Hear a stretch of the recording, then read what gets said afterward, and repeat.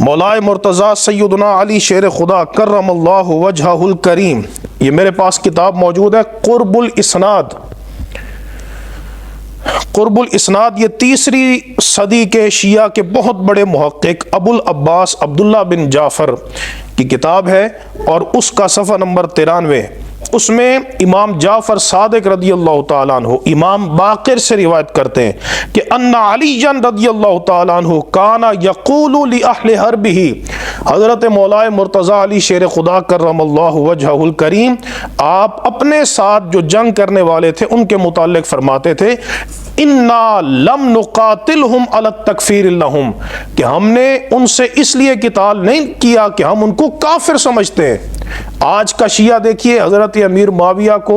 پرلے درجے کا کافر سمجھتا ہے، ظالم سمجھتا ہے، ان پر لعنت کرتا ہے، بے ادبی کرتا ہے، لیکن مولا مرتضیٰ علی شیر خدا نے فرمایا کہ ہم نے ان کے ساتھ اس لیے قتال نہیں کیا کہ ہم ان کو کافر سمجھتے ہیں، وَلَمْ نُقَاتِلْهُمْ عَلَى التَّكْفِيرِ لَنَا، اور نہ ہم نے اس لیے قتال کیا کہ وہ ہمیں کافر سمجھتے ہیں، وَلَكِنَّا رَأَيْنَا أَنَّ عَلَى حَقٍ وَرَأَوْا أَنَّهُمْ عَلَى حَقٍ، فرمایا کہ لیکن ہم نے دیکھا کہ ہم حق پر ہیں اور انہوں نے یہ سمجھا کہ وہ حق پر ہیں۔ اسی طرح اسی قرب الاسناد کے صفحہ نمبر 94 میں یہ بات موجود ہے، امام جعفر الصادق رضی اللہ تعالیٰ عنہ حضرت امام باقر رضی اللہ تعالیٰ عنہ سے روایت کرتے ہیں کہ ان علی رضی اللہ تعالیٰ عنہ لم یکن ینسب احدا من اہل حربہ للشرک ولا الی النفاق، کہ آپ اپنے ساتھ جنگ کرنے والوں کو، یعنی جنگ جمل ہو یا جنگ صفین ہو، اس میں جنگ کرنے والوں کو نہ کافر کہتے تھے نہ منافق کہتے تھے،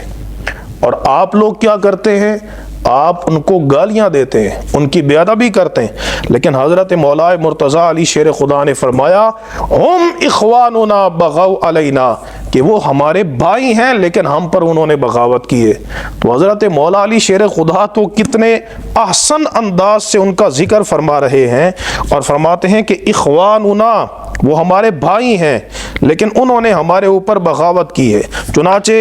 اسی طرح پر یہ حضرت مولا مرتضیٰ علی شیر خدا کرم اللہ وجہہ الکریم کا ایک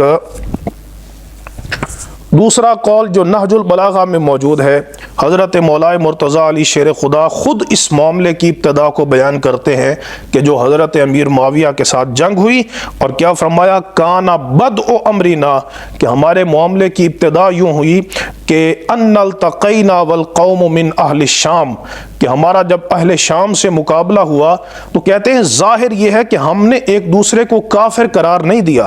کیونکہ ان ربنا واحد، ہمارا رب ایک ہے۔ یہ نہج البلاغہ کا صفحہ نمبر 325 بیروت کی چھپی ہوئی کتاب ہے۔ ان ربنا واحد، ہمارا رب ایک ہے، ونبینا واحد، ہمارا نبی ایک ہے، ودعوتنا الی الاسلام واحدہ، ہمارا اسلام کی طرف جو ہم نے دعوت دی ہے وہ دعوت ایک ہے، لا نستزیدہم فی الایمان باللہ، ہم ان سے ایمان پر کسی شے کا اضافہ نہیں مانگتے، یعنی ہم ان کو مومن سمجھتے ہیں اور یہ نہیں کہتے کہ تم ایمان لے کے آؤ تم کافر ہو، والتصدیق برسولہ صلی اللہ تعالی علیہ وسلم، اور نہ ان سے رسول اللہ کی تصدیق کا مطالبہ کرتے ہیں کہ انہیں تصدیق حاصل ہے، ولا یستزیدوننا،